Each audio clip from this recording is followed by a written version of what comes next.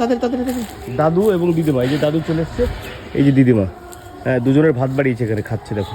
আসুন যাও যাও যাও যাও যাও যাও যাও যাও যাও, দুজনে খাও যাও যাও যাও। এই দেখো, এটা হচ্ছে এটা দিদিমা আছে, আর এটা ছেলে আছে দাদু, এটা দাদু আছে আর এটা দিদিমা আছে। খাও খাও খাও খাও খাও খাও খাও, এই দেখো খাওয়া শুরু হয়ে গেছে। এগুলো অবিশ্বাস্য, দেখো দুজনের ভাত বানানো হয়েছে, দুটো থালায় দেখো ভাত বানানো হয়েছে, দাদু এবং দিদিমা। হ্যাঁ দাদু এবং দিদিমা দুজনেই খাচ্ছে। এই দেখো দাদু, এটা হচ্ছে মেয়ে আছে মানে দিদিমা, আর এটা ছেলে আছে অর্থাৎ দাদু। দেখো দুইজন কোন রূপে চলে এসছে দেখো, অলৌকিক ব্যাপার, এটা অলৌকিক ব্যাপার, এটা কিন্তু সাধারণত দেখা যায় না। আমি অনেকক্ষণ ধরে বসে আছি এখানে আপনাদের দেখাবো বলে। দেখুন মিষ্টি খাচ্ছে, বুঝতে পারলাম, দেখুন মিষ্টি খেয়ে নিল দুটো। কে কোন রূপে আসবে, কে কোন রূপে খাবে, এমনি সময় কিন্তু আমরা খাবার দিই না, না বাড়িতে। তাই কুকুর গেলে, কুকুর কিন্তু কাল ভৈরবের সঙ্গী, কাল ভৈরবের সঙ্গী কিন্তু কুকুর, এগুলো করবেন না বাড়িতে। কুকুর গেলে খেতে দেবেন, কে কোন রূপে আসে বলা মুশকিল, ঠিক আছে না। দেখুন দেখুন অপরূপ দৃশ্য, দেখতে পাচ্ছেন, দেখো জল খাচ্ছে।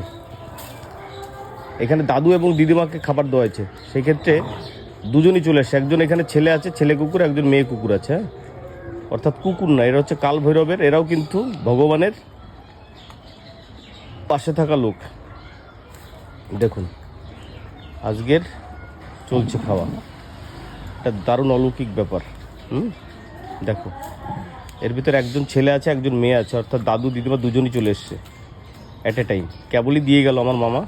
দেখো এই সুন্দর দৃশ্যটি দেখে অবশ্যই শেয়ার করো, সবাই যেন দেখতে পায়, ঠিক আছে না।